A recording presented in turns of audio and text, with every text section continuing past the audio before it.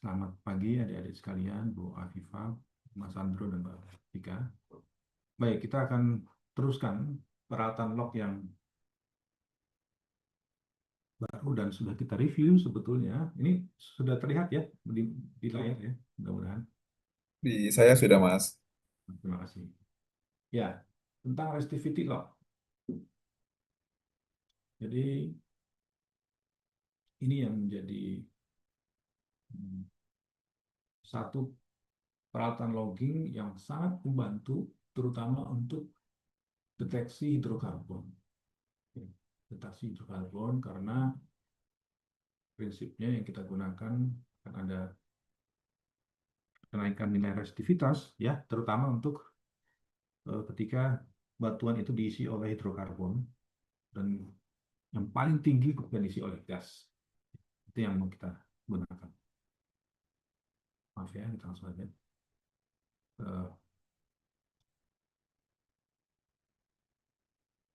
Di sini ada sejarah pengembangannya.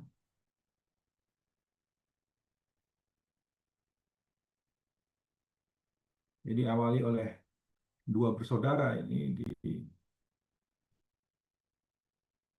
Prancis ya, Conrad dan Marcel Schlumberger. Salah satunya ini Conrad, kalau tidak salah ya, itu seorang dosen dan kemudian dengan saudaranya membuat suatu peralatan logging pertama yang disebut uh, electric coring. Mereka sebut electric coring. Jadi saat itu orang mengandalkan coring ya. Nah, jadi diambil sampel batuan, tetapi dengan cara ini bisa lebih banyak data yang didapatkan dan lebih continuous. Recording in progress. Disebut juga dengan electric coring. Jadi tahun 1926 ya. Jadi di sini menggunakan unfocus electric log, belum tidak fokus ya. Jadi masih sederhana peralatannya yang disambungkan dengan electric wire lah. Ya, ada drum wedge, kemudian ada peralatan resistivity log. Dan ini jadi booming ya, karena sangat membantu tadi lihat daerah yang zona-zona yang memiliki potensi hidrokarbon terlihat jelas sekarang ya, dalam bentuk grafik ini. Yang sebelumnya teknologinya belum ada ya, di tahun 1926. Mereka orang yang beruntung ya, dengan penemuan ini akhirnya menjadi perusahaan besar ya, sampai sekarang adik-adik tahu itu adalah perusahaan terbesar untuk service company. Nah, di saat yang bersamaan ya, itu muncul teori yang dikemukakan oleh Archie. Nanti akan kita bahas di akhir semester di bagian persamaan resistivity ya. Archie menemukan bahwa resistivity ini bisa digunakan untuk menghitung saturasi. Ya. Jadi dari resistivity ke saturasi, dan kalian sudah belajar di semester sebelumnya, saturasi itu fraksi dari hidrokarbon dalam satu pore volume. Nah, ketika kalian tahu berapa fraksi hidrokarbon dan kalian bisa menghitung secara volumetrik, ya, secara volumetrik luasan suatu reservoir, ya, dan kalian perkirakan porositasnya, ya, ada teknologi lain nanti akan kita bahas, porosity log. Disitulah kalian bisa mendapatkan volumetriknya. Nah, sehingga secara kuantitatif ya bisa lebih jelas dilakukan. Ya. Tentu saja dengan berbagai analisis ketidakpastian, uncertainty, tetapi satu workflow sudah terbangun sejak dulu ya berkat pionir-pionir ini. Oke. Nah, kemudian peralatan terus berkembang ya, contohnya ada dual induction focus log, dual lateral micro focus log, ya. Dan seterusnya ini micro lateral lock, micro lock, ya. Yang di atas ini lebih untuk eh, jangkauan yang dalam masuk ke dalam reservoir, ya. Kemudian yang di terakhir ini lebih pendek jangkauannya. Dan posisi peralatannya juga berbeda. Yang di atas itu dia mandrel. Nah, jadi mandrel itu masuknya di tengah-tengah lubang sumur. Kemudian yang micro itu dia menempel ke lubang sumur. Pad, yang disebut pad type. Ya. Jadi kita bisa membagi saat ini dari berbagai pengembangan peralatan lock yang ada dan terus berkembang, ya. Tetapi dari prinsip kerjanya, sederhananya ini ada yang disebut unfocused, ya. Ada disebutnya electric lock generasi awal ini, dan kemudian induction, dan yang terakhir fokus atau lateral lock. Ini berdasarkan prinsip kerjanya, ya. Jadi ada yang dipancarkan tapi tanpa fokus, ya. Kemudian induction, dia menggunakan magnetik dan juga elektrik, ya, dan fokus, ya. Ini Pak Sandro dan Bu Afifa ahlinya di sini, ya. Mungkin menarik, mereka backgroundnya kuat sekali di bidang ini, lebih ke fisik, ya. Hmm. Dan serialnya banyak sekali saat ini. Kadang kita jadi perlu meneliti lagi, ya, prinsip kerja alatnya. Umumnya Anda tersedia di manual book mereka, ya. Dan saya ada sharing ke adik-adik manual booknya. Ini,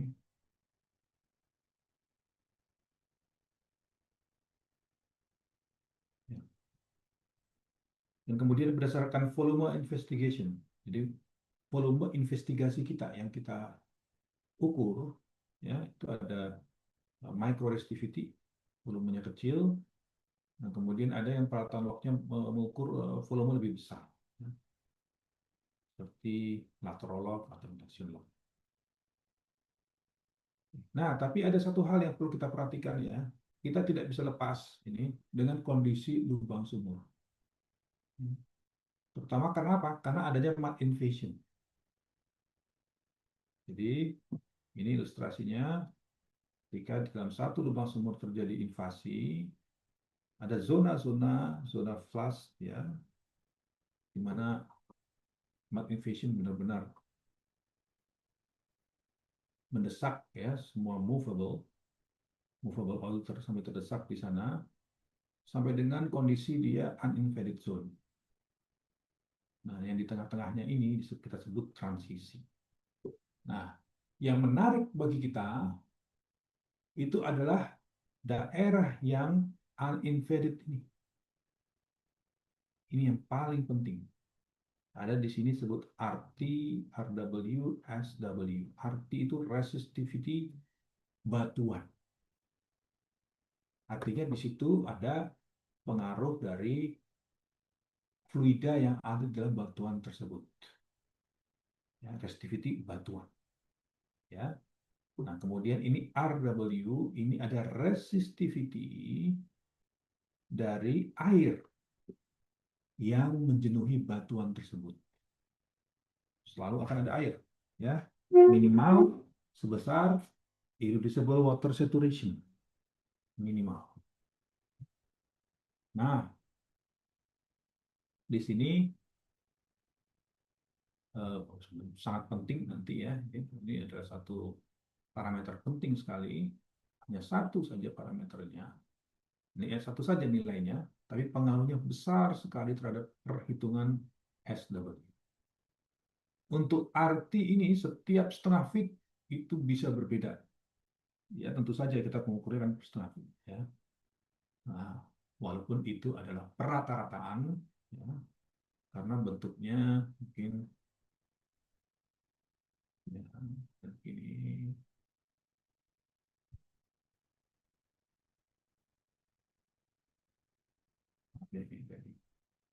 seperti volume investigasi, ya satu volume. Jadi rata-rata di satu volume investigasi ini dilaporkan pada satu titik tertentu.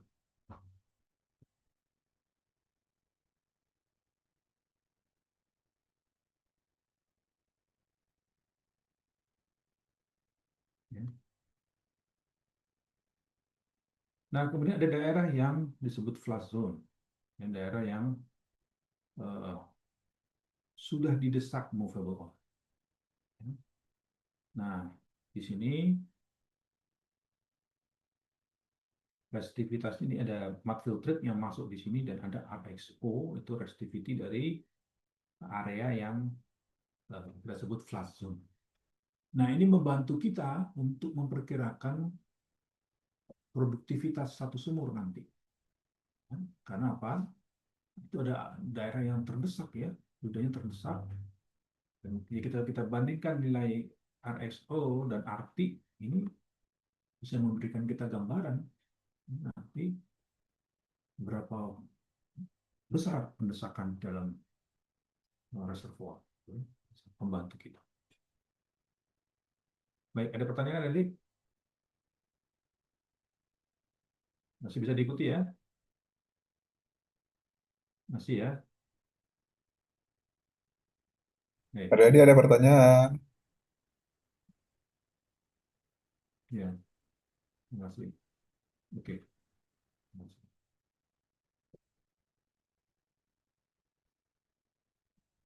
Nah, ini ada contoh ya dari yang disebut array induction tool.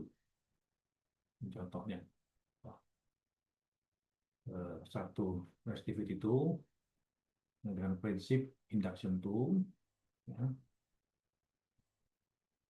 dengan investigasi yang eh, berbeda, berbeda-beda, mulai dari 10 inch, 20 inch, 30, 60 sampai 90 inch. Ya. Apa yang kalian lihat di sini?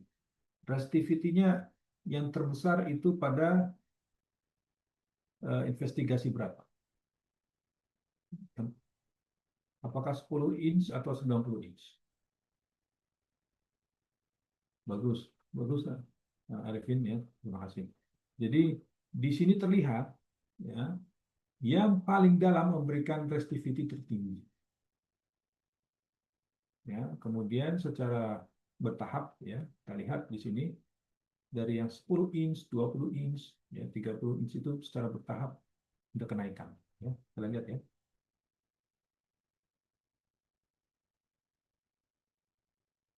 Nah, ada semakin tinggi, semakin dalam investigasi semakin tinggi. Nah, ini disebabkan oleh apa?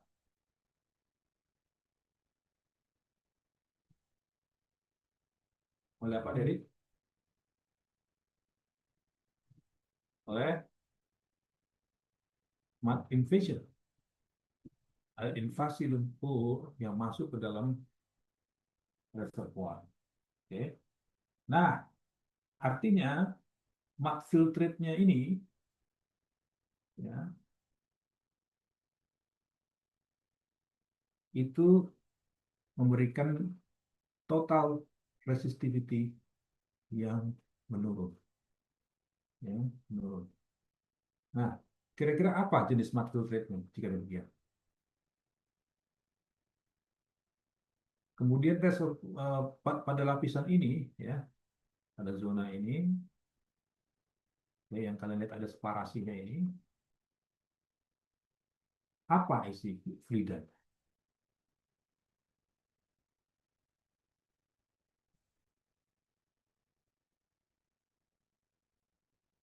Ya, coba kalian pikirkan.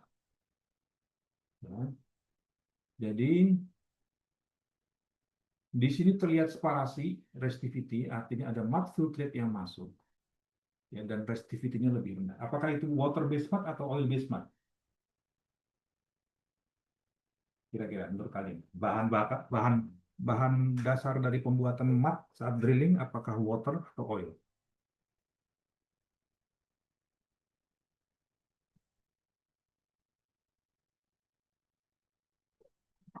Ya, lebih eh, resistif mana antara water dan oil?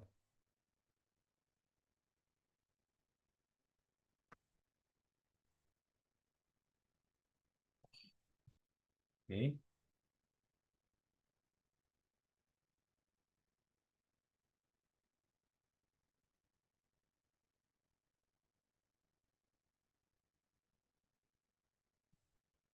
Ya, maaf, saya coba catatan saya ini dulu. Ganti. Saya bisa mencatat yang itu.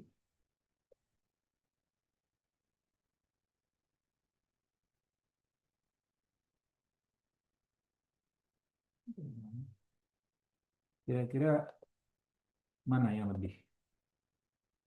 Menurut kalian Oil, Pak. oil based, Mat? Tidak apa-apa. Yang menjawab tadi siapa? Buat Siva, Pak.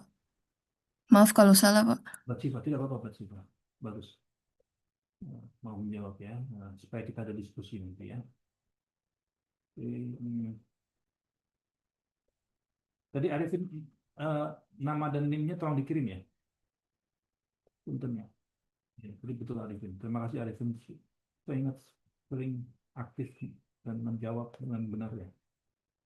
Terima kasih Arifin. Nah, ini Mbak Siva. Oke ya. Oke.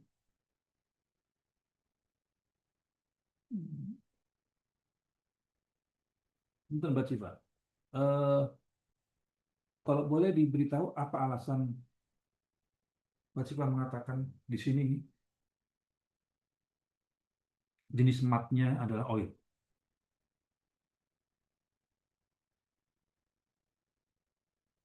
Oke. Eh, apakah itu dari begini? Di dalam reservoir ini yang paling yang membaca paling dalam itu di 90 inch. Betul Mbak Siva ya? Yang warna merah betul ya? Iya, Pak. Oke. Jadi itu yang uninvaded ya. Bisa kita anggap ya, kita sini asumsikan dia yang paling dalam uninvaded. Nah, paling tinggi resistivity-nya. Oke. Nah, kemudian yang area di dekat semakin mendekat ke lubang sumur ini terlihat resistivity-nya semakin mengecil. Jadi ada invasi mud filtrate ya, yang masuk ke dalam batuan ya, yang menyebabkan perbedaan nilai resistivity. Nah, kira-kira mud apa ya, jenis tipe mud mana antara water based mud dan oil based mud itu yang lebih kecil resistivity-nya? Apakah water based mud atau oil based mud? Oh, water, Pak. Water. Bagus sekali, bagus. Water kan ya? Nah, jadi ini ada water based mud yang masuk ke dalam reservoir, oke. Sehingga kita lihat di sini, ya, semakin dekat 10 inci, ya, itu semakin rendah. Artinya apa? Ini karena efek dari water based mud tersebut. Ya, kemudian semakin jauh, semakin tinggi. Sampai satu saat nilainya harus konstan karena itu mencerminkan batuan tersebut. Ya, oke. Jadi water based mud ya. Terima kasih ya. Bisa dikirimkan ininya ya, nah, linknya dan namanya. Oke. Baik,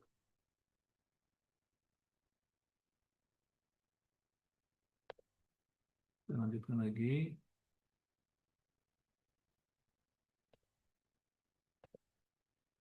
Nah, ini contohnya profil resistivity-nya. Oke. Jadi kalian lihat di sini semakin ke dalam. Nah, ini kalau kita ada satu zona ya, zona reservoir ya dari oil column, ini water oil contact. Nah, ini ada zona transisi di sini.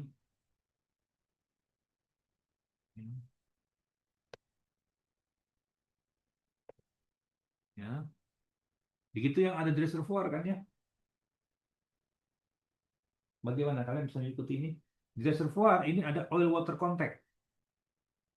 Ya, ini kalian sudah belajar di mata kuliah petrofisika. Ya, jadi ada disebut oil water contact. Ya, ini ada oil water contact. Nah, bagaimana cara menghitungnya di reservoir itu kalian ingat dulu kita menggunakan ada yang disebut bentar ya,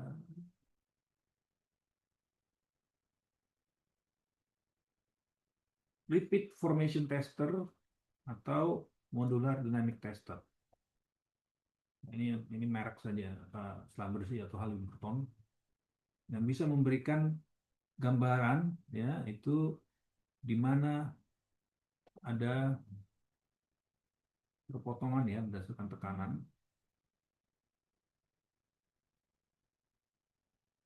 Mungkin berdasarkan gradien tekanan. Aduh, saya ada problem dengan ini. Gradien tekanan ya. Gradien tekanan. Mereka akan lihat itu water dulu. Ini adalah depth. Ini P ya. Mereka akan cari di mana itu dari 3 titik minimal ya, 4-5 titik ya.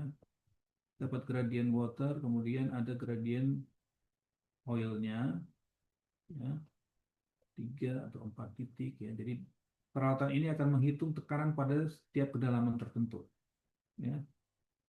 Sehingga didapatkan di sini free water level perpotongannya ini. Jadi ini ada free water level kira-kira di sini. Free water level.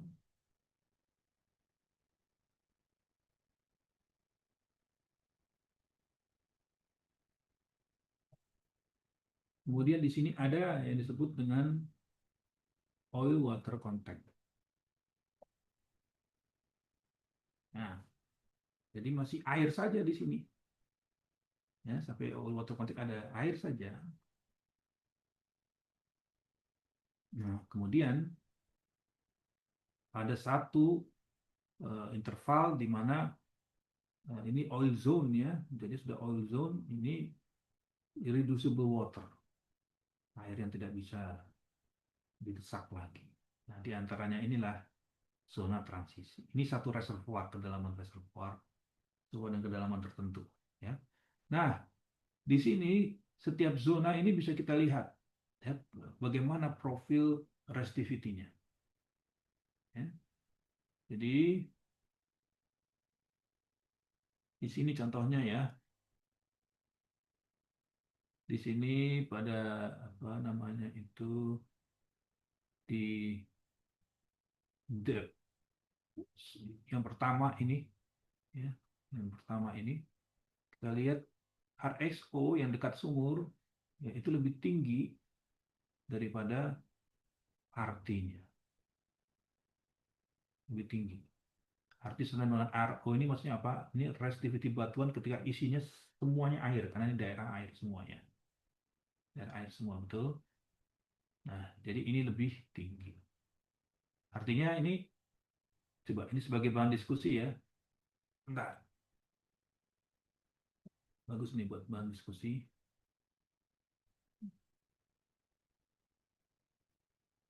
Bentar ya.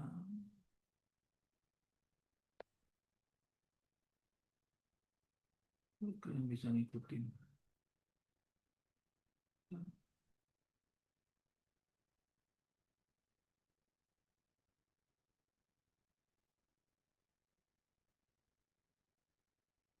Nah, di zona yang tadi kalian lihat itu,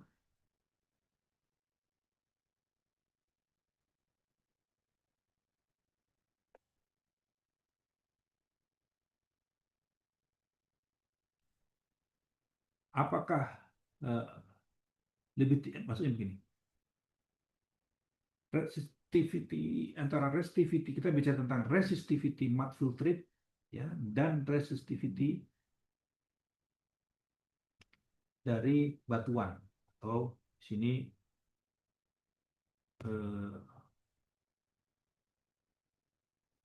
air ini ya, air dalam formasi ya.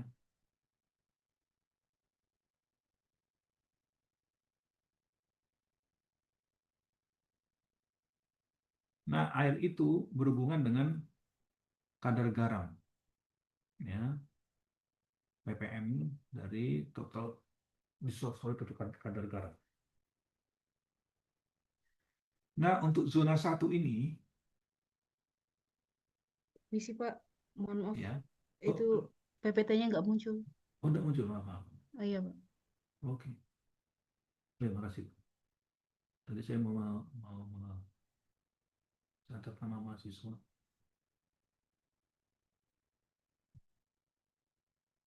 Baik. Nah, sekarang coba kalian ya. Pada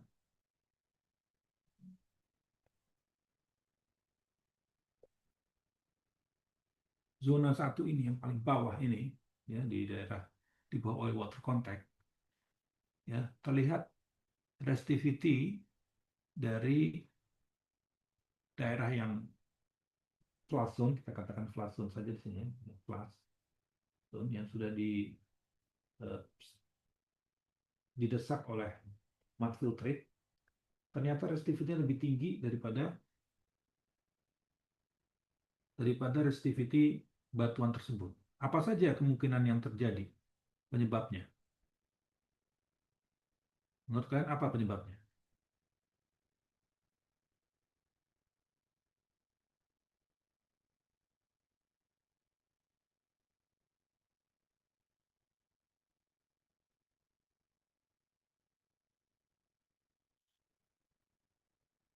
Oke,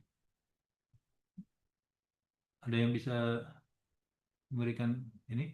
Penyebabnya berhubungan dengan saya katakan tadi, ya, salinitasnya, perbedaan salinitas. Saya sudah belajar di SPLog juga ya. Nah, menurut kalian apa yang berhubungan dengan salinitas itu?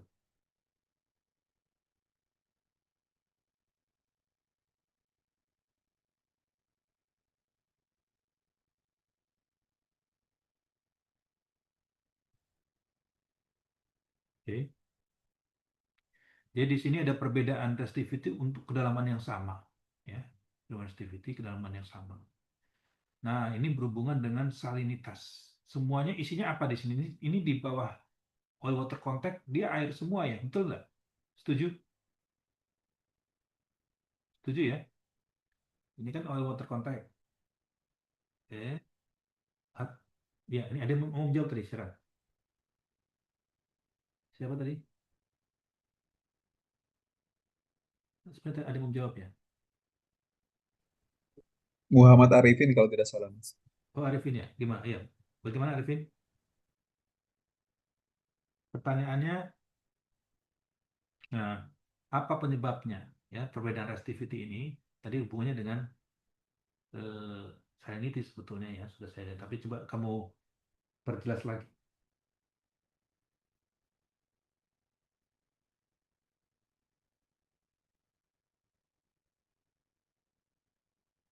Mhm.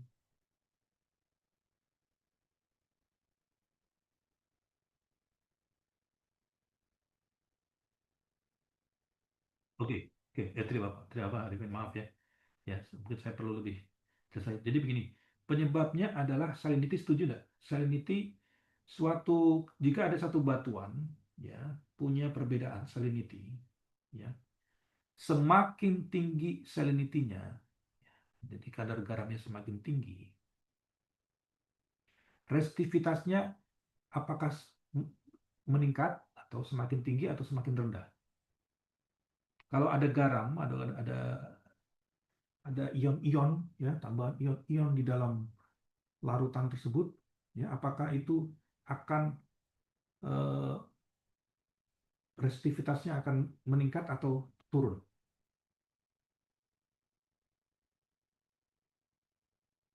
Jadi kalau begini, kalau ada apa, kita taruhlah ada satu gelas itu kita isi dengan air garam, ya, 1000 ppm, 1000 part per million. Nah, kemudian kita ukur restivity-nya. Yaitu restivity kasus pertama ya. Kemudian kasus kedua, di gelas itu kita mengukur, kita masukkan ya, larutan dengan kadar garam dari tadi 1000 ke 10.000 ppm, 10 kali lipat. Ya. Kemudian kita ukur restivity-nya. Itu adalah kasus kedua. Nah, restivitas kasus pertama dengan kasus kedua, jika kita bandingkan lebih tinggi yang mana? Bagus sekali, bagus sekali. Karena di situ ada ion-ionnya kan ya, kation ionnya ya. Nah, ya betul sekali. Nah, jadi semakin tinggi salinity, ya, itu konduktivitinya semakin tinggi, ya. Konduktivitas tapi ya, konduktivitas semakin tinggi sehingga karena dia semakin konduktif, maaf tadi kamu saya salah tangkap mungkin tadi ya. Konduktivitasnya semakin tinggi, ya, semakin konduktif dia.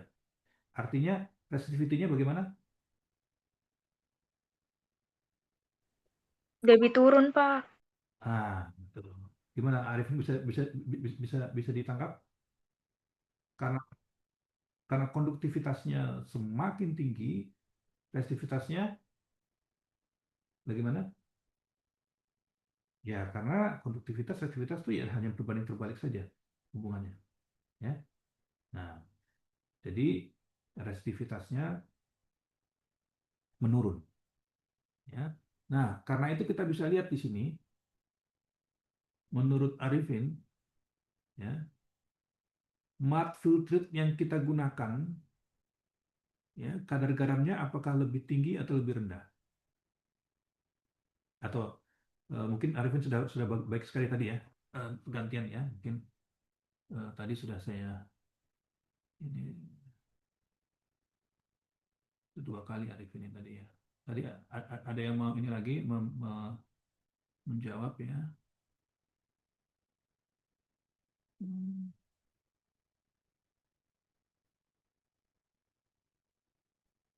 Oke.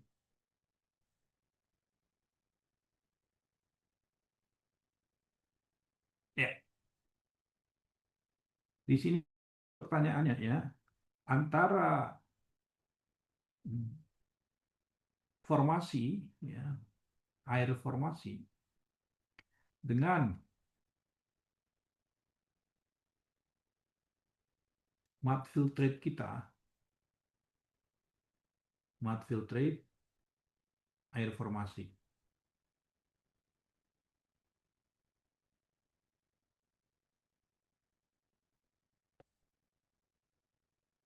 Ya, ini mud filtrate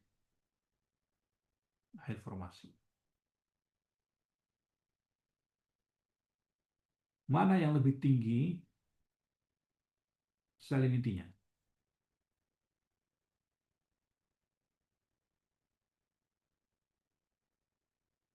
Air formasi, Pak.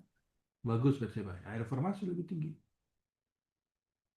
Ya, jadi ini pengaruh dari apa? Ini pengaruh dari mud filtrate yang memiliki salinity lebih rendah. Sehingga kalian lihat ini. Karena salinity lebih rendah, resistivity-nya lebih tinggi.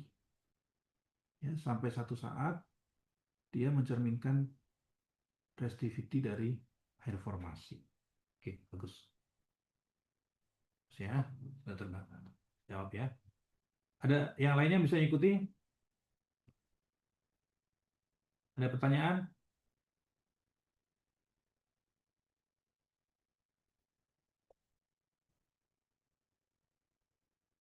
Atau nanti saja ya, supaya nggak mengganggu ini. Terakhir aja, kalian masuk chat aja nanti. Sudah cukup jelas ya? Oke, oke. Jelas, Pak. Ya, terima kasih. Nah, kemudian, jadi ini dari resistivity kalian bisa bercerita banyak sekarang ya. Oke, kalian bisa cerita. Oh, ini berarti kita masih di oil water contact. Oke. Nah, kemudian kita lihat sekarang di kedalaman tertentu. Ini di daerah transisi. Ya. Daerah transisi sudah terlihat ini ya, antara resistivity dari matte filtrate ini sama-sama sekitar 10 ohm, ohmmeter, ya. Nah, tetapi di formasi ini sudah ada kenaikan resistivity. Artinya apa? Lihat, hanya air saja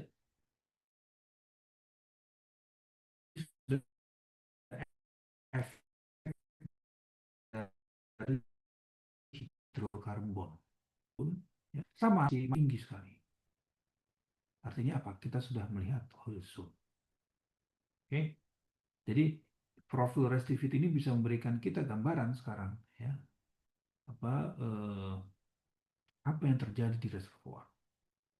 Oke, karena kita kembali ke prinsip, ya, kita sudah tahu gunanya resistivity dan sekarang kita pelajari prinsip dasarnya.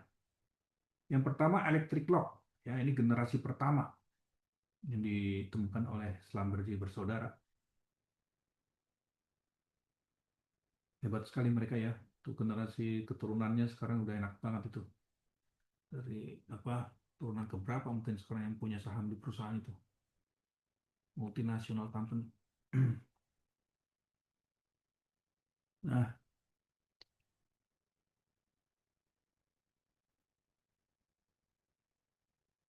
saya sedikit ini apa intermezzo saja, ya. Hmm, Kalian ini nanti generasi baru, generasi penuh tantangan, ya. Penuh tantangan, tapi eh, kesempatan juga akan semakin besar nanti, ya. Kesempatan semakin besar saya lihat, ya. Sekarang wah, murid-murid yang udah dulu tahun lalu, 2 tahun lalu, wah, sekarang sudah di mana-mana, ada yang di US, ada yang sudah keliling dunia, ya. Ya mungkin waktu dipelajari waktu kuliah tidak begitu banyak yang mereka dapatkan, ya, karena baru dasar, tapi begitu di perusahaan langsung cepat belajar mereka, ya, langsung cepat sekali belajar, eh, termasuk selam bersih. Saya tahu ada satu apa, murid mantan murid yang di selam bersih sudah begitu masuk langsung training, selalu trainingnya. Wah, lama sekali trainingnya di Middle East. Jadi mudah-mudahan kalian semangat, ya, dan jangan hanya mengandalkan kuliah saja. Sekarang banyak sekali sumber untuk belajar, ya. Jadi mudah-mudahan tetap semangat. Nah, ini kita bicara tentang generasi awal, ya, yang electric lock, disebut juga outlock. Nah, kenapa ini kok kita masih bahas ini? Karena masih banyak di dunia ini. Indonesia juga kalian bisa ketemu electric lock, outlock ini, ya, sumur-sumur tua. Apalagi sekarang kita bicara idle wells reactivation, reaktivasi dari sumur idle wells. Ini yang kita cari. Nah, electric lock ini walaupun sederhana, secara mekanisnya hasilnya sulit dibaca karena pada efek lubang sumur, borehole effect.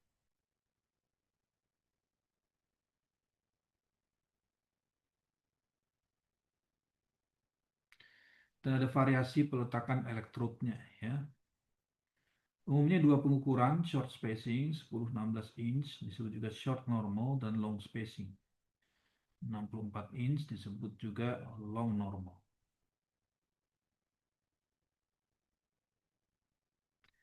Jadi ini contohnya, ya. Jadi ada short normal dan long normal tuh spacingnya, ya, antara A dan M ini elektrodnya. Ya, kemudian di permukaan ini ada sumbernya dan ada yang mengukur, ya. Di sini ada elektrodnya.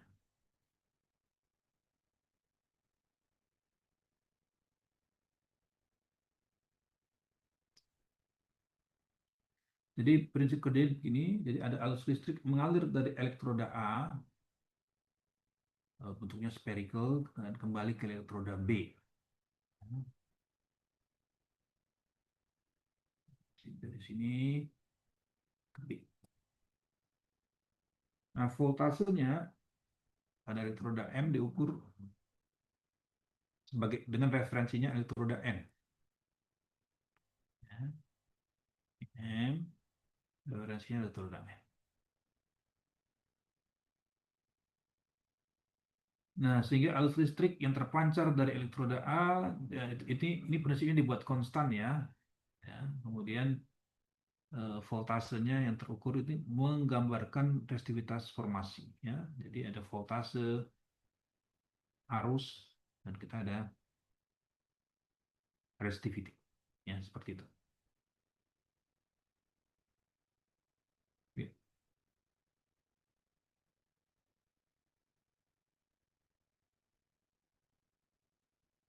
Nah, ini mungkin Pak Sandro dan Bu Afifah yang lebih ahli di bidang ini ya. Nanti bisa cerita banyak ini kalau kalian mau bertanya lebih lanjutnya. Prinsipnya sangat fisik. Nah, kemudian dikembangkan peralatannya berkembang. Nah, terutama apa? Terutama karena adanya teknologi mat yang tidak konduktif lagi. Jadi penggunaan selain water based mat, ya. Jadi contohnya oil based mat atau apa namanya underbalance drilling, jadi tidak konduktif.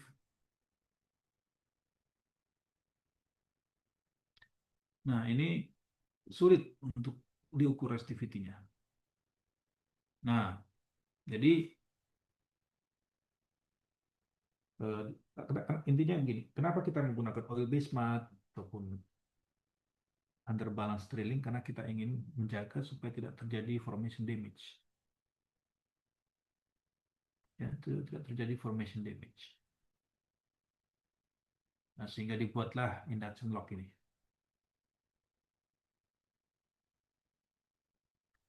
Nah, akan tetapi ternyata walaupun awalnya untuk non-konduktif mat,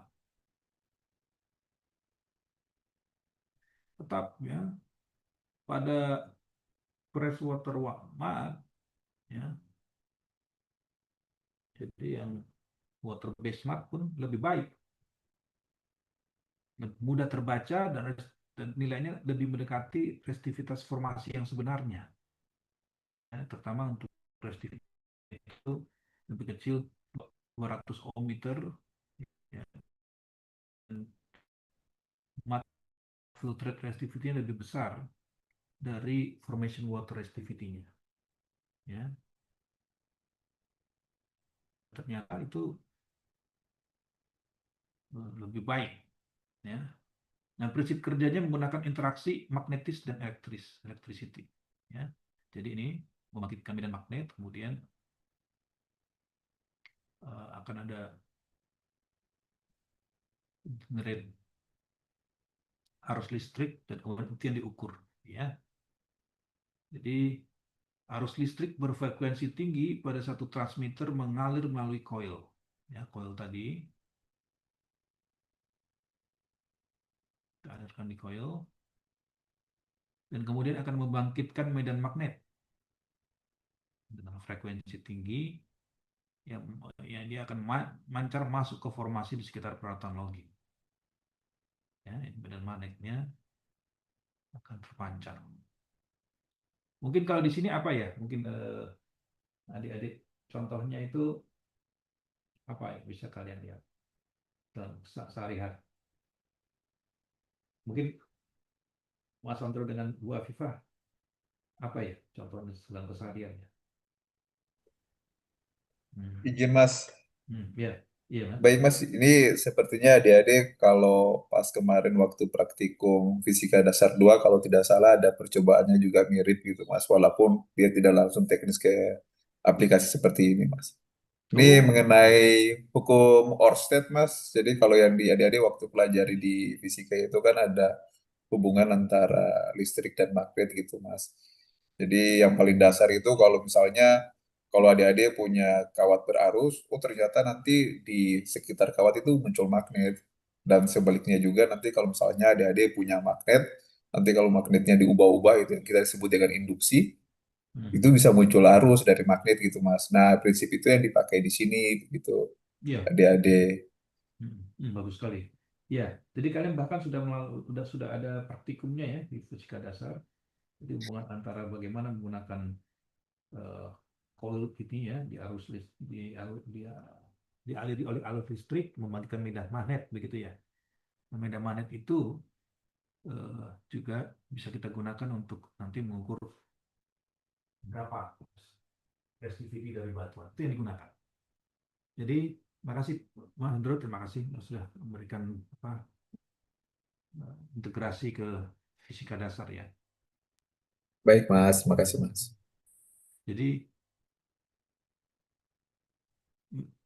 kemudian medan magnet tadi ya itu berganti secara konstan dan menyebabkan arus mengalir menuju formasi dan konsentris terhadap aksis dari induction tool.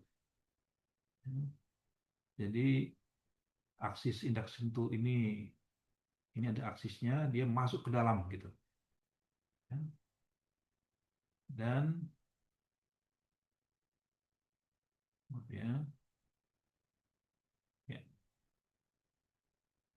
Nah, besarnya ground loop arus listrik yang proporsional terhadap konduktivitas. Ini ground loop ini arus listrik ini proporsional besarnya terhadap konduktivitas formasi.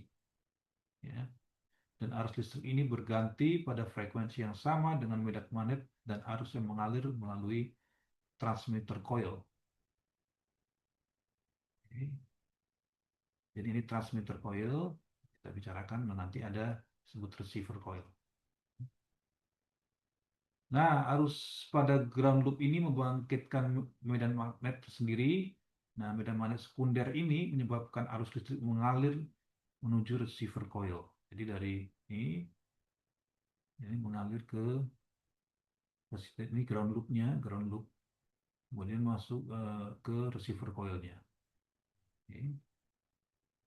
Nah, arus yang mengalir pada receiver coil itu bisa kita gunakan, maksudnya ini proporsional terhadap arus ground loop, ya. Nah, akhirnya bisa kita gunakan untuk nanti menghitung, ya, konduktivitas formasinya. Jadi ini akhirnya kita gunakan, ya. Jadi arus yang kita tangkap pada receiver coil. Mungkin begitu, Mas Andro ya. Ini yang terjadi. Benar sekali, Mas. Boleh izin menambahkan, Mas? Ya, silakan Mas. Baik, Mas. Adik-adik, kalau mungkin saya izin sambil menunjuk gitu ya. Oh ya. Baik, Mas.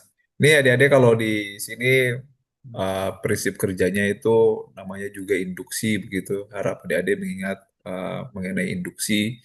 Induksi itu sebenarnya adalah kita membangkitkan apakah itu arus listrik atau sebaliknya kita membangkitkan magnet. Jadi hubungannya antara arus listrik dan magnet begitu adik-adik. Nah, di sini sebenarnya prinsipnya mirip dengan yang tadi ya, yang elektrikal. Tapi di sini ada sedikit perbedaan karena di sini tuh terkait matnya itu dia tidak menghantarkan listrik. Jadi kalau misalnya kita pakai elektrikal itu akan sedikit mengganggu. Nah, di sini prinsip kerjanya dia pakai dua koil adik-adik. Koil yang pertama itu yang paling dasar yang di bawah sini. Semoga bisa kelihatan. Kemudian koil yang kedua itu yang di atas adik-adik. Nah, koil yang pertama ini jadi adik-adik mengalirkan listrik di sini. Jadi mengalirkan listrik di kawat. Kalau kawatnya itu kalau adik-adik pelajari waktu di fisika dasar, kalau kawatnya itu adik-adik gulung gitu ya, bentuknya tuh kayak kayak seperti ini lupa namanya toroida atau apa begitu ya. Itu magnet yang dihasilkan akan lebih besar. Nah, jadi kalau misalnya arusnya itu ada ngubah, jadi arusnya itu tidak konstan, ada ubah arus listrik di sini yang masuk ke dalam gulungan kawat ini, maka itu akan membangkitkan medan magnet. Nah, medan magnet ini biasanya tuh karena arus listriknya kita ubah-ubah ya medan magnetnya juga tidak konstan. Medan magnetnya itu juga berubah-ubah gitu ya dari kecil ke besar, kemudian turun lagi ke kecil. Nah, medan magnet ini yang kemudian nanti bisa dikenal sebagai medan primer adik-adik dari sumbernya. Nah, di sini kita punya dua koil nih. Ada koil yang satu lagi yang di bagian atas. Koil yang di bagian atas ini, yang bagian bawah ini sebagai transmitternya, pemancarnya. Koil yang di bagian atas ini sebagai receivernya. Nah, di koil yang bagian bawah, ketika ditransmisi dalam bentuk medan magnet, nanti medan magnet yang bergerak ini, dia akibat ada eh, apa loop dari magnet ini juga bisa membangkitkan arus listrik, membangkitkan arus listrik adik-adik. Dan dia itu nanti bisa bergerak di dalam medium ya. Mediumnya di sini itu dalam batuan, di dalamnya juga misalnya kalau ada fluida, dalam fluida. Nah, arus listrik itu nanti juga dia eh, akan memicu. Ini kalau kalau dilihat arus listrik yang dipancarkan, maaf ini kalau misalkan medan magnetnya bentuknya seperti kayak gini, nanti arus listriknya tuh bentuknya seperti kayak gini. Ini dia dari primer nih sampai ke atas. Dia akan berbentuk seperti kayak begini dengan ukuran yang beda-beda. Ini yang kemudian dikenal dengan ground loop. Nah, tentu saja karena dia arus listrik, ketika, ketika dia bergerak sepanjang batuan, nilai arus listriknya itu akan dipengaruhi oleh resistivity dari batuan dan juga fluidian di dalam batuan. Sehingga arus listrik yang dari sini ketika dia sampai ke receiver nanti di bagian atas itu akan sangat dipengaruhi dengan kondisi batuan ataupun fluida dalam batuan sepanjang dia melewati batuan dan fluida tersebut atau batuan dan di dalamnya ada fluida. Nah, nanti arus listrik ini nanti dia di sekitar koil yang di atas. Karena nanti dia wujudnya itu arus, dia juga akan memicu perubahan, akan memicu munculnya medan magnet. Ini yang kita sebut dengan magnet sekunder. Dan magnet sekunder ini yang nanti bekerja kembali secara induksi ke koil yang di atas, dia menghasilkan arus listrik. Nah, arus listrik ini yang kemudian kita baca, nanti kita pakai yang tadi seperti yang Mas Doni sudah jelaskan mengenai hukum Ohm, yang kalau misalnya kita ketahui arusnya, maka kita bisa menghitung nilai R-nya dengan catatan R-nya itu sama dengan tegangan yang dipakai dibagi dengan arusnya. Ya, Mungkin seperti itu, Mas. bagus. Ya, ya. Ya, adik-adik ya. Jadi itu memanfaatkan medan magnet yang berubah-ubah memunculkan arus listrik, dan itu dari arus listrik itu yang kita gunakan untuk memperkirakan berapa resistivity-nya. Prinsipnya begitu ya. Berbeda dengan yang tadi tanpa medan magnet, jadi langsung berdasarkan beda potensial elektrod. Nah, tapi di sini memanfaatkan medan magnet. Begitu kira-kira mungkin Mas Andre ya. Berbeda. Benar sekali, Mas. Terima kasih, Ya, Mas. terima kasih. Terima kasih. Nah, kemudian di awal tadi yang prinsip sederhana ya, dikembangkan lagi ya, yang namanya ditambahkan ya,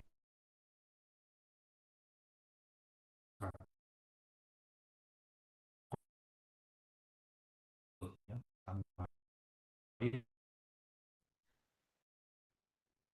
untuk untuk membantu ya, supaya fokus peralatan dan menghilangnya yang tidak di borehole dan di frontal dan bed boundary, karena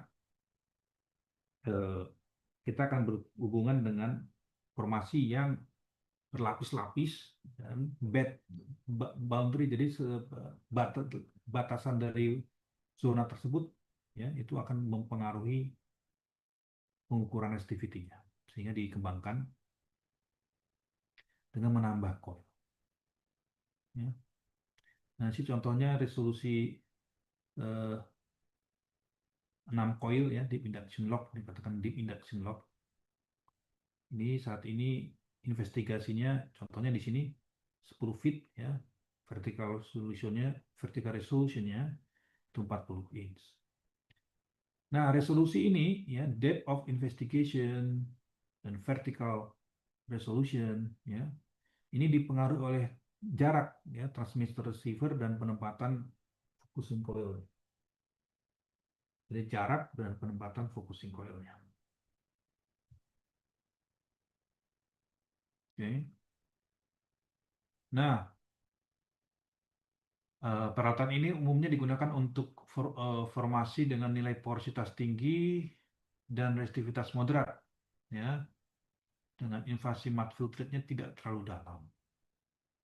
Nah, karena itu kita kombinasikan, jadi kita perlu kombinasi, ya, antara short normal, shallow lateral lock. Jadi ini untuk apa? Untuk mendapatkan profilnya, ya, profil resistivitas, dan akhirnya kita bisa menghitung resistivitas formasinya. Jadi bukan hanya satu peralatan, tapi kita kombinasikan beberapa peralatan dengan depth of investigation yang berbeda-beda, ya, sehingga kita mendapatkan profilnya. Ya, jadi ini ada salah satu alat yang digunakan untuk satu rangkaian resistivity itu, sehingga kita dapat profilnya. Begitu ya. Nah, ini untuk yang disebut, punten, Mas Andro mungkin ada tambahan sedikit di sini, Mas Andro, untuk adik-adik yang ini atau Bu Afifah ya. Jadi prinsipnya ini untuk menambah coil ya, dari awalnya dua coil, kemudian resolusinya bisa ditambahkan dengan menambah coilnya gitu. Benar sekali, Mas. Ya. Izin Mas, mungkin nambah sedikit, Mas. Mhm. Jadi kalau di induksi itu adik-adik juga harus ingat tuh waktu belajar di fisika dasar 2 tuh adik-adik. Jadi kalau misalkan besar apa listrik atau magnet yang dihasilkan itu salah satunya bergantung terhadap jumlah lilitan. Jumlah lilitan yang jumlah gulungan tadi adik-adik. Jadi kalau gulungannya diperbanyak harusnya itu nanti resolusinya semakin tinggi gitu, Mas. Mungkin itu dari saya, Mas. Oke, terima kasih. Ya, Mas. Jadi hubungan dengan jumlah lilitan ya, jadi dan ini juga penempatan, dikatakan di sini penempatan jumlah coil ya. Penempatan maksudnya antara jarak transmitter receiver ya, dan penempatan coilnya, dua ini prinsipnya di sini ya. Mereka melakukan suatu desain peralatan ya, dengan jumlah-jumlah tertentu. Itu sangat fisik sekali itu ya, menarik sekali ini sebetulnya ya. Akhirnya mereka punya berbagai jenis peralatan yang mereka kembangkan ya, dan ya dengan komponen-komponen yang berbeda-beda dari Schlumberger, Halliburton, masing-masing punya teknologi yang semakin berkembang ya, sangat berkembang sampai saat ini. Ini hanya dasarnya, nanti seperti yang murid saya itu suatu saat kalian bisa belajar di company atau di service company, kalian lebih terbuka lagi, alatnya seperti ini, detailnya seperti ini. Kalian bisa lihat komponen-komponennya bahkan ya di dalam peralatan locknya. Oke. Baik, terima kasih, saudara. Nah, tadi ada deep induction lock ya. Kemudian ini ada disebut dual induction lock. Ya. Nah, ini untuk formasi porositasnya rendah. Nah, porositas rendah dan mud filtrate-nya yang dalam. Maksudnya apa ini? Karena pada formasi yang porositas rendah, ya ini akan menyebabkan tekanan kapilernya lebih tinggi. Dan ingat dulu ya, tekanan kapiler. Jadi tekanan kapilernya lebih tinggi, efek kapilaritasnya lebih tinggi, ya. Akhirnya apa? Invasinya bisa semakin dalam masuk, ya, masuk ke dalam formasi. Invasi dalam sekali masuk dalam formasi. Nah, menjadi sulit sekarang karena terlalu dalam. Kalian kan ingin melihat profil di awal ini ya.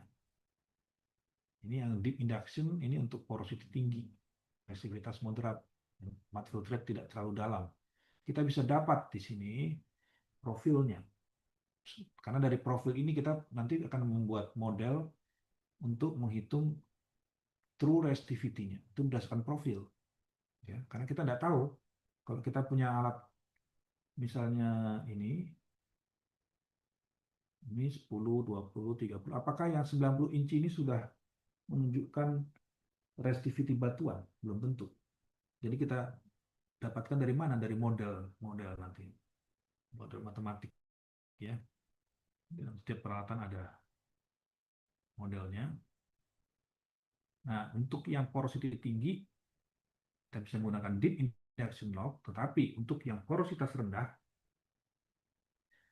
dan karena itu mud filternya dalam, itu kita gunakan dual induction.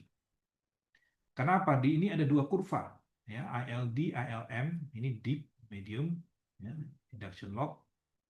Nah, vertical resolusinya 40 inch katakan. Nah, tapi ada perbedaannya. ILD ini membaca jauh lebih ke dalam formasi, ya. Kemudian ILM ini lebih dangkal, ya. Jadi kalian dapat yang paling dalam ILD, kemudian yang lebih dangkal ILD, ya. Kemudian ditambahkan juga, ya, untuk dapat profil dikombinasikan dengan shallow reading lateral lock, ya, supaya dapat tambahan titik untuk melihat profilnya. Nah, kemudian ada satu chart yang bisa digunakan, ya, untuk menghitung berapa sebetulnya true resistivity-nya. Ya. Ini dengan koreksi dual induction spherical focus lock itu bisa kita kenakan untuk menghitung nanti resistivity-nya. Nah, terutama koreksi resistivity ini, maksudnya koreksi resistivity itu apa? Jadi nilai resistivity sebenarnya dari batuan, dari formasi. Nah, kita butuh koreksi, ya, terutama untuk apa? Pertama, lubang sumurnya besar, ya. Makin besar ukuran lubang sumur, kita mungkin perlu koreksi. Kemudian jenis salt mud-nya. Jadi untuk mud, ya, jenis mud yang sangat tinggi salinity-nya, ya, ini kita perlu koreksi. Dan kemudian ada lapisan reservoir yang tipis, ya. Jadi disebut thin bed, ya. Reservoir tipis, di atas di bawahnya ada shale. Kita perlu koreksi juga di sini. Ini contohnya, ini ya. Misalnya ada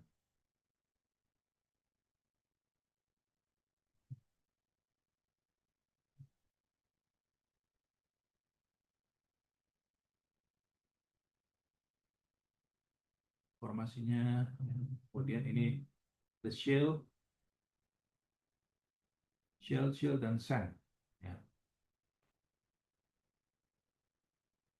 Kita ada nilai resistivity, contohnya di sini, ya, yang ternyata karena efeknya ini seharusnya nilai resistivity-nya, maaf, setinggi ini, ya,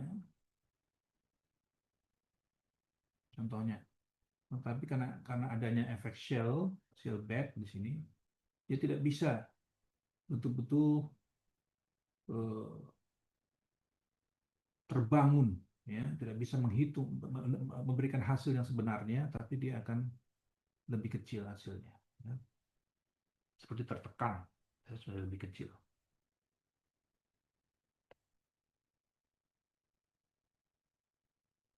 Nah, kemudian contohnya ini ada resistivitas lapisan yang sebelahnya sangat kontras. Sebelah lapisan sangat kontras. Nah, ini dia akan berpengaruh tadi, ya, karena dia perata-rataan, jadi koreksinya jadi diperlukan. Dan invasi sangat dalam, ya. Jadi invasinya dalam sekali lumpur tersebut. Kemudian ada efek anisotropi karena dia memang kita lihat seperti satu volume investigasi rata-rata dalam satu volume, ya. Jadi kalau anisotropi yang terjadi, kalau kita lihat core plug, ya, di dalam setengah feet sudah berubah banyak dari core plug-nya itu. Nah, itu resistivity-nya menjadi kurang akurat ya. Nah, kemudian shoulder bed effect. Jadi efek dari shell yang di sekitarnya itu yang menyebabkan resistivity itu menjadi berpengaruh nilainya. Nah, dari semua ini kita perlu evaluasi ya. Apakah nilai resistivity yang ada sekarang ini benar-benar mewakili revitas batuan. Nah, ini maksudnya. Oke.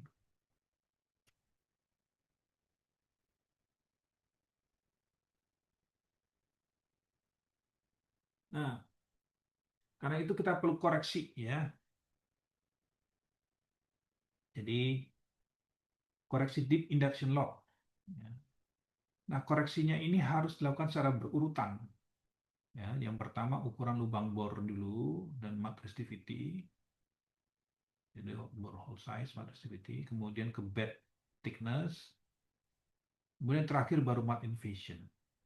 Ya, dari lubang bor dulu, kemudian efek dari lapisan-lapisan di sekitarnya, kemudian terakhir baru mud invasion. Nah, tapi ada catatan di sini ya. Jadi kalau adik-adik nanti menemukan data-data log untuk generasi log yang baru, yang modern, cut-off-nya sekitar tahun 90-an ya. Tapi perlu dicek ya. Nah, artinya karena sistem peralatan logging modern ini sudah ada koreksi. Jadi koreksi-koreksi ini ketika hal ini disebut environmental correction sudah dilakukan di lapangan. Disebut juga on the fly. Jadi wireline engineer-nya itu sudah melakukan itu di lapangan. Nah, karena itu kalau kita mau melakukan environmental correction ini harus hati-hati. Karena jika sebelumnya sudah dilakukan koreksi, ya kita tidak bisa melakukan koreksi lagi. Jadi nanti akan menjadi double correction, ya koreksi yang berulang. Jadi nilainya menjadi tidak valid lagi. Kalau kalian mau melakukan koreksi ini, ya koreksi sebelumnya ini harus dihilangkan dulu efeknya, ya baru dilakukan koreksi yang baru. Itu catatannya. Ya. Jadi nanti perlu hati-hati kalau dia generasi log baru, tidak perlu koreksi, tapi bisa langsung kalian lakukan analisis. Prinsipnya begitu. Dan harus dipastikan tidak terjadi double correction. Ya. Nah ini contohnya, jadi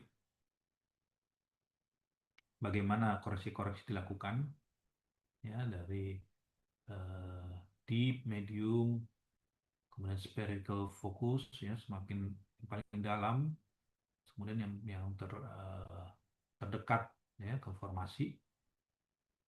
Kemudian kita lakukan koreksi terhadap borehole size. Jadi ada koreksi ya terhadap borehole size. Oke, berbeda chart ini yang deep dan medium ini satu chart yang sama, tetapi untuk spherical dia berbeda. Jadi kalian dapat sekarang nilai koreksi resistivity-nya.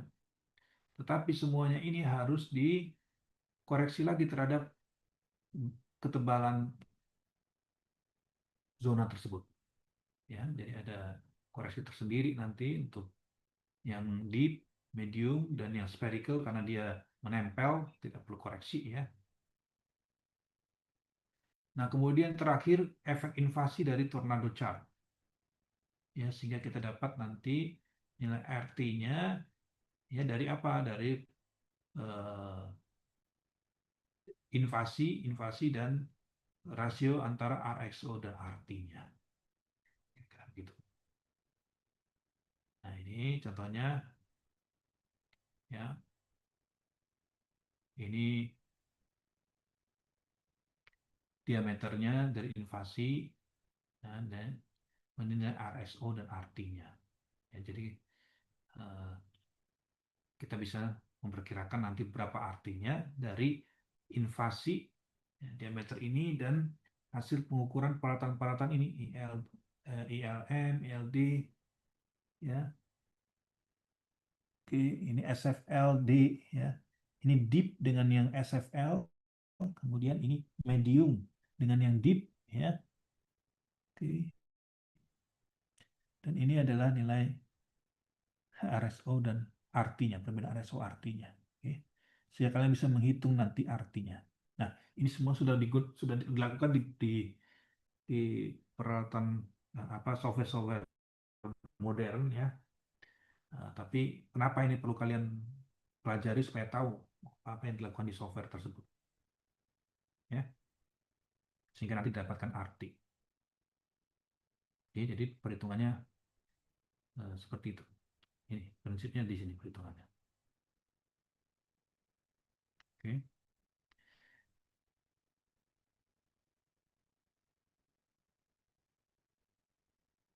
Jadi mungkin saya ulang lagi. Dari semua peralatan log itu perlu dikoreksi. Di sini kita bicara tentang resistivity. Koreksinya apa saja? Ya. Jadi koreksi pertama itu bor dari hole size, ukuran lubang bor. Oke, kemudian koreksi kedua ketebalannya, bed thickness. Ya. Kemudian koreksi ketiga invasi mat filter invasionnya. Oke. Nah, bagaimana caranya? Ya, jadi setiap peralatan dikembangkan satu semacam database untuk koreksi. Contohnya ya, untuk ILD, ILM ini ada satu chart sendiri untuk memberikan koreksi terhadap roll size. Ya, kemudian spherically focus log ada satu koreksi tersendiri. Ya, sehingga setelah koreksi, kemudian kita lakukan koreksi terhadap bed thickness-nya. Ya, jadi ini kan ada koreksi terhadap bed thickness, dan kemudian dari nilai profil sebenarnya induction medium ya, jadi rasio ya, dan rasio tersebut mendapatkan rasio, oke. Dan invasinya ya, ke dalam invasinya kita bisa mendapatkan sekarang artinya berapa ya, mendapatkan artinya berapa yang merupakan true resistivity, oke. Nah, kemudian berkembang lagi peralatannya, jadi disebut multiple array induction tool ya. Jadi di sini karena semakin uh, teknologi semakin berkembang ya, salah satunya itu kita bisa memiliki banyak sekali ya. Jadi kalau tadi hanya hanya ILD, ILM ya, dan MSFL, nah sekarang ini bisa satu array, jadi banyak dan banyak contohnya yang di awal tadi ya. Ya, ini array induction tool.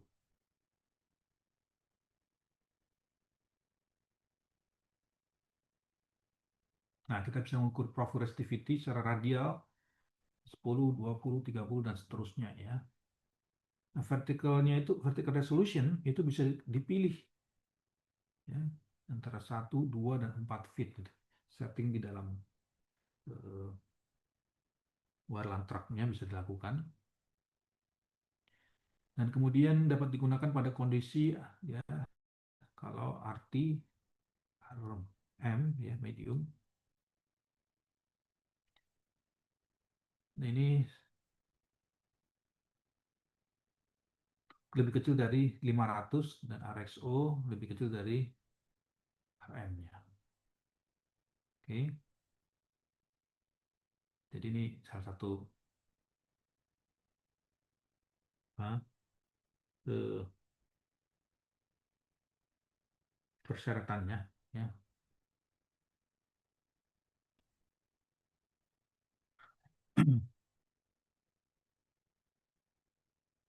Maaf ya. Jadi ini kalau kita punya, maaf tadi saya ini. Kalau kalau kita ada kondisi sumur ya, kondisi sumur yang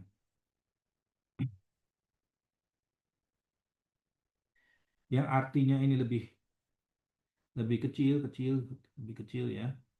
Artinya di sini mud filtrate-nya ini lebih resistif ya. Ini untuk kondisi contohnya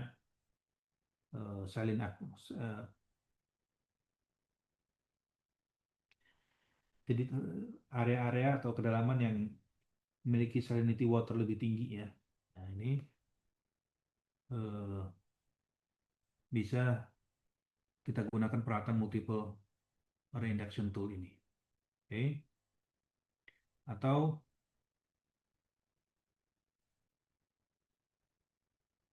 di sini resistivity-nya yang mud kita gunakan lebih tinggi ya. Nah, ini kira-kira apa adik-adik mud filtrate-nya atau jenis mudnya memiliki salinity tinggi atau rendah kalau seperti ini?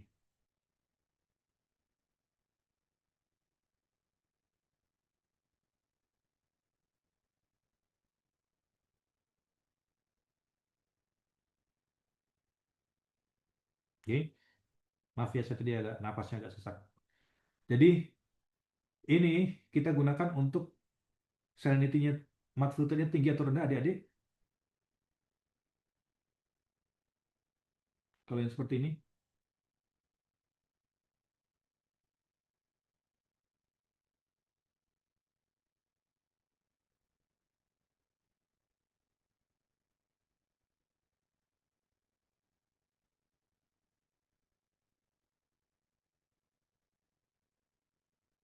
Nah, di sini dikatakan resistivity mud-nya apakah tinggi atau rendah?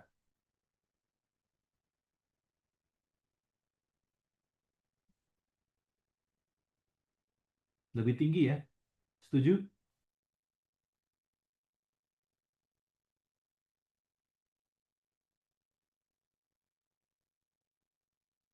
Lebih tinggi artinya salinity-nya lebih rendah. Ya, jadi salinity dari mud-nya yang kita gunakan lebih rendah.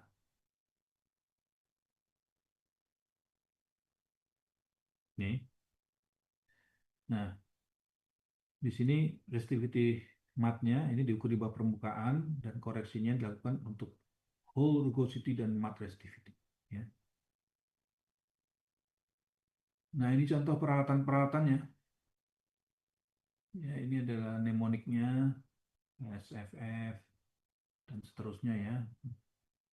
Phaser, artist scanner, AIT, ya. Seterusnya ya. Jadi kalau ada laporan, ya kalian perlu cek kira-kira masuk yang mana nih kodenya dan bisa diperkirakan ya. Ada informasi untuk setiap peralatan, ya, tahun pembuatan, jumlah coils-nya, kemudian spacing-nya, transmitter receiver-nya, frekuensinya, ya, kemudian kira-kira depth of investigation-nya seberapa jauh ya, vertical suction-nya seberapa besar ya. Nah ini database yang ada di kita. Nah, kemudian ada yang disebut fokus electric lock atau disebut lateral lock ya, fokus electric lock atau lateral lock. Ini dikembangkan untuk formasi dengan resistivity-nya tinggi. Ya. Kalau kita ketemu formasi dengan resistivitas yang tinggi atau lumpur pemborannya yang sangat konduktif. Jadi dia konduktif sekali, salinity-nya tinggi sehingga resistivity mud-nya itu sangat rendah. Nah, problemnya apa? Problemnya itu pembacaan resistvitasnya menjadi terlalu rendah. Ya. Karena apa? Contohnya, kalau menggunakan peralatan lock yang lama, jadi ada short circuit ya pada kolom lumpur. Ya. Kenapa? Konduktif sekali, si lumpurnya itu konduktif sekali. Ya. Nah, kemudian untuk induction lock, porsi kontribusi kolom lumpur pada sinyalnya terlalu besar. ya, terutama ketika restivitas antara air formasi dan restivitas matnya itu sangat kontras. Jadi dia habis nanti akan terasa efeknya terlalu besar, efek dari lubang sumurnya, ya. Jadi efeknya di situ. Nah, peralatan ini digunakan saat apa? Ya, rasio RT RM-nya, jadi true resistivity batuan dan mat resistivity-nya sangat besar, ya. Jadi kebalikannya ya, kalau yang tadi matnya yang lebih besar, ya, ini. Ingat ya, induction itu matnya lebih besar. Laterolog kebalikan, ya, matnya lebih kecil. Karena apa? Resistivity formasinya besar sekali, 100 ohmmeter, atau di sini ya salt mat. Jadi matnya terlalu konduktif. Ya. Ini dua perbedaannya. Kenapa kita pilih induction tool? Ya, karena matnya itu terlalu resistif prinsipnya, ya, atau resistivity-nya terlalu kecil, ya, intinya di sini rasio ini. Nah, ketika bertemu mat yang resistivity-nya terlalu kecil, kebalikannya, ya, kita menggunakan electric lock, lateral lock, ya, salt mat. Ini untuk salt mat kita menggunakan electric lock. Jadi karena resistivity formasinya besar sekali atau matnya resistivity-nya sangat kecil. Oke. Ini salah satu contohnya ya, 3 electrode lateral lock, disebut juga guard lock. Ya. Jadi ada 3 elektroda yang terpasang ini. A1, A0, A2. Tapi ada pemisahnya, ada insulatornya. Nah, bagian A1, A2 kita atur supaya aliran listrik itu tidak ke atas atau ke bawah, ya, tapi difokuskan masuk ke dalam formasi. Nah, karena itu kita berharap ya efek dari uh, borehole effect, ya, borehole effect itu bisa dikurangi, ya, atau formasinya terlalu resistif juga bisa, karena semakin fokus, ya, bisa diatasi, ya, kira-kira begitu. Oke. Ya, jadi dua efek, pertama kalau borehole-nya itu berisi mat yang terlalu konduktif atau formasi yang terlalu resistif, nah ini bisa diatasi oleh peralatan laterolog ini. Nah, ada beberapa catatan, ya, contohnya ini untuk dual laterolog, ya, ini seperti dual induction lock juga akan memberikan dua hasil pengukuran, yang dalam dan yang dangkal. Nah, selain itu juga dirangkai bersama microlock, ya, untuk dapat profil resistivitas. Nah, tadi dikatakan kita perlu minimalisir efek bed thickness, ya, kolom lumpur atau invasi lumpur. Nah, salah satunya kita gunakan Schlumberger chart RT2 contohnya. Ya. Jadi ini hasil pengukuran dari satu peralatan deep shallow, yang deep dengan RXO di sini, ya, dan kita tahu perkiraan invasinya. Kita bisa perkirakan nanti berapa sebetulnya nilai resistivity totalnya, ya, resistivity batuannya dari RT dibagi RXO ini. Oke. Jadi kita bisa perkirakan itu. Baik. Nah, ini contohnya, ya, kode-kodenya untuk peralatan dari Schlumberger, Baker, Halliburton, ya, mnemoniknya, pembuatannya, vertical resolutionnya, kemudian berapa elektrode yang ditemukan. Nah, Untuk membantu kita, salah satunya ini dari Selam Bersih ya, memberikan satu chart yang sangat praktis ya. Kalau kalian langsung ya menggunakan chart ini, ada perkiraan porositas, kemudian perkiraan mud filtrate resistivity, dan fluorescent water resistivity, ya bisa diperkirakan ya dari sini apakah lebih baik menggunakan lateral lock atau induction lock. Ya, apakah lebih baik lateral lock atau induction lock dari sini. Ya. Jadi kalau dia terlalu mud filtrate-nya terlalu besar, resistivity-nya, ya, porosity-nya tinggi, ya kemungkinan induction lock. Tapi kalau mud filtrate-nya itu rendah sekali, salinity-nya tinggi, ya, kalau itu kemungkinan besar kalian perlu lateral lock. Ya. Kemudian ini ada perkiraan ya, kalau kalian tahu RW, kalau daerahnya agak porosity-nya rendah, hati-hati di bawah 15%, ya ini bisa jadi eh, antara lateral atau induction lock ya, ini daerah ini. Oke.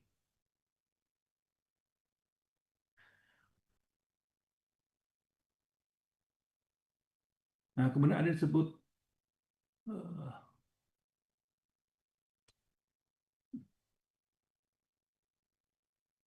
micro resistivity lock. Ya. Ini didesain untuk mengukur resistivitas pada flash zone. Ya. Ingat di awal tadi, daerah flash zone namanya. Oke.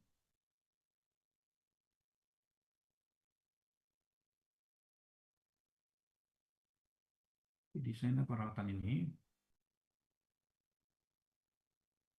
Nah, jadi ada dua kurva resistivity, ya, ini berkaitan dengan resistivitas dari electric lock, tapi seperti electric lock, tapi jauh lebih kecil. Nah, yang dibaca dari micro lock ini, karena dia pad, dia akan menempel ke lubang sumur, kita bisa dapat kaliper juga. Ya, jadi dapat diameter lubang sumur, mud cake, ya. Kemudian ada tipe tertentu disebut micro inverse, ya, jadi sangat very shallow, ya, sangat mendekati lubang sumur.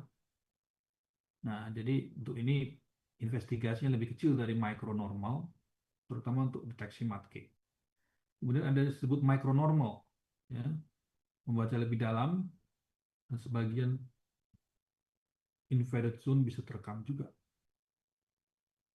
Nah, perbedaan kedua resistivitas ini bisa membantu kita untuk pergerakan permeability. Nah, untuk mud invasion, resistivity mud cake ini kita tahu kita lebih kecil ya daripada resistivity formasi yang terdekat dengan lubang sumur. Jadi ini pengaruh dari mud invasion. Dan resistivitas micro inverse-nya lebih kecil daripada micro normal. Ya. Oke.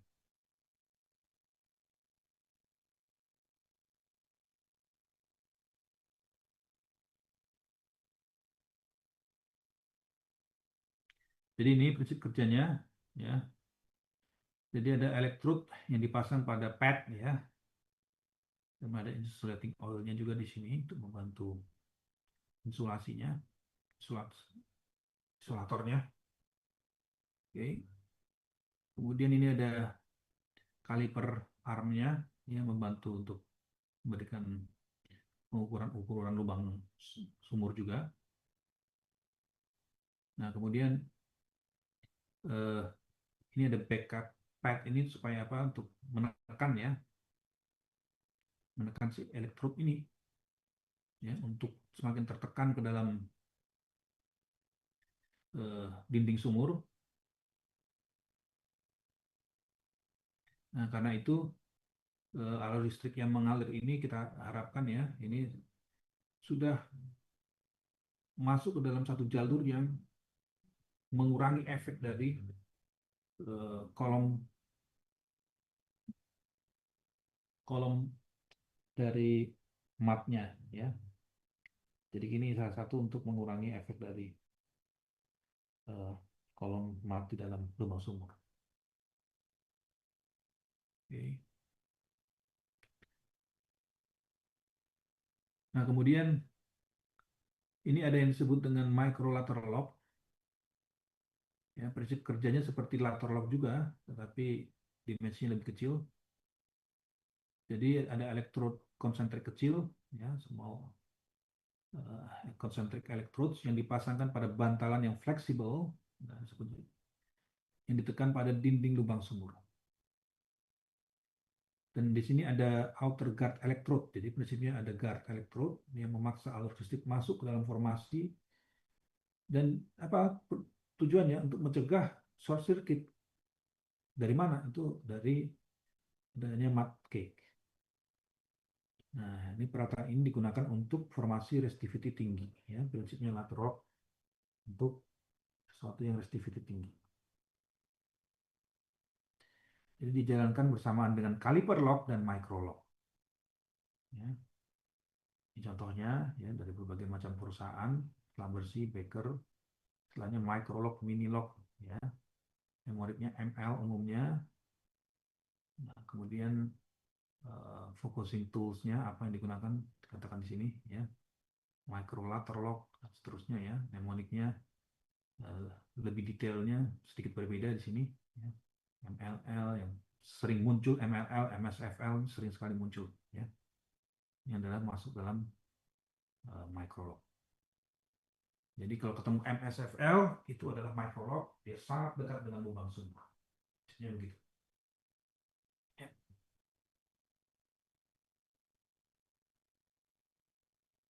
Nah, ini ada microspherically focus lock. Jadi ini untuk alatnya very shallow reading, mas dipasangkan pada satu bantalan, ditekan ya dalam lubang sumur, prinsipnya sama seperti spherical focus lock,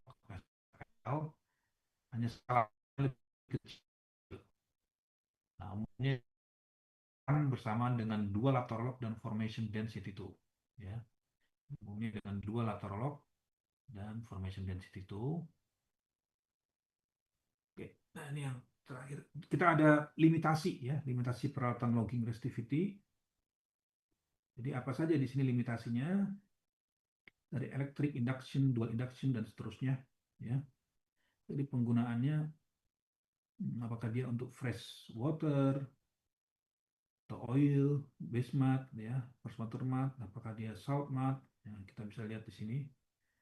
Nah, kemudian apa yang diukur? Jadi resistivity untuk batuan, ya, ataupun resistivity yang invalid bisa diukur atau tidak, ya, bisa kita lihat di sini. Dan kemudian juga vertical resolution dan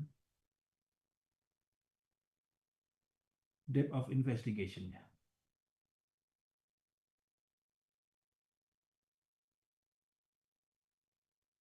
Nah, ada beberapa limitasi ada yang contohnya untuk elektrik ya, limitasinya untuk yang tipis dia tidak bisa terbaca. Kemudian induction ya. Jadi diharapkan ini untuk true resistivity yang lebih dari 100 ohm meter, kemudian resistivity mat-nya lebih kecil dari resistivity formation water-nya. Ya. Dual induction dia sama ya, dia sama-sama induction tool, jadi sama persis. Oke. Dan kemudian ini ada batasan-batasan seperti micro lock, porosity-nya harus besar, ya, dan ketebalan mat kit-nya harus lebih kecil dari setengah inch.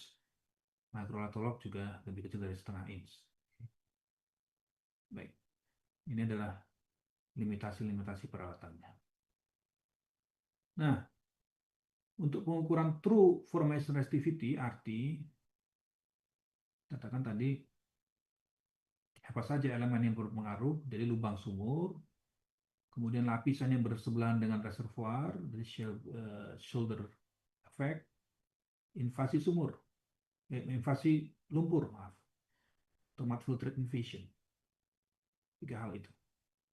Nah, apa saja faktor yang diukur resistivity log?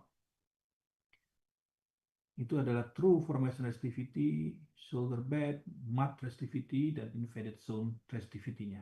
Ya, ada 4 hal yang bisa diukur. Nah, ini contohnya ya, ini shoulder bed, kemudian ini resistivity formasi yang kita inginkan, ini invaded zone, dan ini mud resistivity, dan ini shoulder bed. Jadi resistivity dari lapisan di sekitar formasi itu.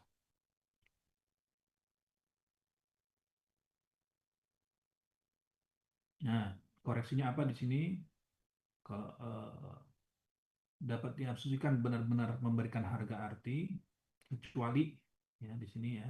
Jadi rasio arti dan RM-nya itu lebih besar dari 10 contohnya. Atau arti dan shoulder resistivity pada zona di sekitar reservoirnya rasionya lebih besar dari 10. Oke, ini akan berpengaruh, kita sangat butuh koreksi di sini. Ukuran lubang sumurnya lebih besar dari 12 inch dikatakan. Ya, ketebalan lapisannya lebih kecil dari 15 feet. Diameter invasi lebih besar dari 40 inch. Ini sangat butuh koreksi. Ya. Baik, ini menceritakan, ini sudah terakhir ya, kenapa kita butuh koreksi dan apa yang dilakukan di software. Sekarang pada saat ini lebih banyak, nanti kalian prakteknya menggunakan software ya. Ini memberikan gambaran apa yang dilakukan, koreksi dilakukan di dalam lubang sumur. Mungkin begitu. Punten kalau Pak ini mau ada tambahan, Bu, Pak Mas Sandro dan Bu Afifah ya. Ada mungkin tambahan? Dari saya cukup, Mas. Ya. Ya, mungkin detailnya bisa dibaca di sini ya, tapi prinsipnya apa yang kita lihat di sini ya, bahwa tergantung pemilihan peralatan itu tergantung pada kondisi. Kondisi apa? Ya, kondisi resistivity formasi sendiri. Kemudian resistivity mapnya. Kemudian lubang sumurnya seperti apa. Ya. Nah, jadi intinya kita tidak ada satu tool yang baik bagi semua kondisi, tidak bisa. Jadi detailnya cukup panjang tadi ya. Nah, pesannya ya kalian bisa mengikuti ini ya kalau kalian nanti bekerja, nanti ada gambaran. Tetapi sebagai contoh ya, kalau kalian ini ada berbagai macam cara untuk menentukan tools, menentukan eh, peralatan apa yang kita gunakan. Satu yang contoh sering digunakan yang ini ya. Apakah kita menggunakan lateral lock atau induction lock? Ya, ini tergantung ya. Resistivity mud-nya, ya, porosity-nya, resistivity formation water-nya, ya. Jadi perlu selektif dalam pemilihan peralatan. Nah, bagaimana ini untuk sumur-sumur eksplorasi? Ya, artinya nanti bisa saja, ya, bisa saja itu ada ketidakcocokan antara desain dan apa yang dibutuhkan nanti saat eksplorasi, ya. Dan akhirnya ya untuk sumur-sumur berikutnya nanti akan ada penyesuaian ya dan seterusnya. Tapi umumnya untuk peralatan modern itu ya akan memanfaatkan koreksi di permukaan yang semakin baik ya. Ini hanya sebagai dasar saja, peralatan semakin berkembang ya. Ya untuk kondisi ekstrim bisa jadi sangat ekstrim para kurang cocok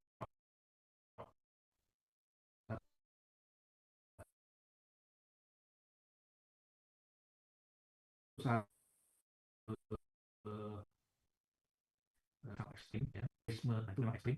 Bisa jadi nanti setelah eksplorasi pertama peralatan akan dirubah ya, disesuaikan dengan temuan-temuan sebelumnya.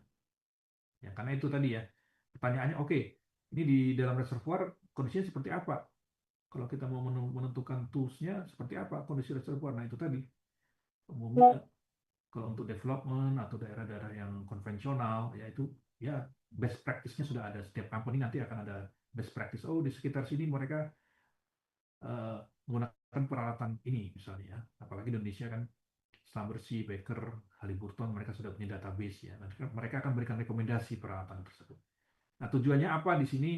Kenapa dijelaskan di mata kuliah ini supaya kalian tahu ya bahwa setiap peralatan itu berbeda-beda, desainnya untuk peruntukan yang berbeda-beda, jadi tahu dasarnya saja. Tapi pada prakteknya nanti kalian akan kerjasama dengan perusahaan-perusahaan wireline logging company, dan kemudian kalian tahu dasarnya ya, dan kemudian satu saat bisa saja terjadi kesalahan gitu, kalian bisa merunut lagi, oh sebetulnya apa yang terjadi, apakah ini mud flow rate-nya kira-kira berapa, ya kalian plot saja, oh porosity-nya ternyata dari geologi sekian, water resistivity-nya sekian, oh kita harusnya jangan menggunakan induction, kita harusnya menggunakan lateral lock, ini buktinya. Nah, contohnya seperti itu, walaupun jarang mungkin terjadi ya, tapi minimal kalian bisa tahu ya dasar dari pemilihan peralatan tersebut. Baik, demikian untuk hari ini. Ya, mungkin ada pertanyaan atau ada pertanyaan lagi? Cukup?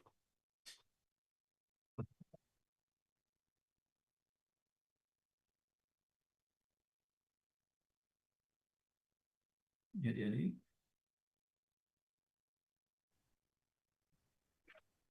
oke, terima kasih ya. Jadi Arifin ya. Oke, baik adik-adik, kita bertemu. Maaf Pak,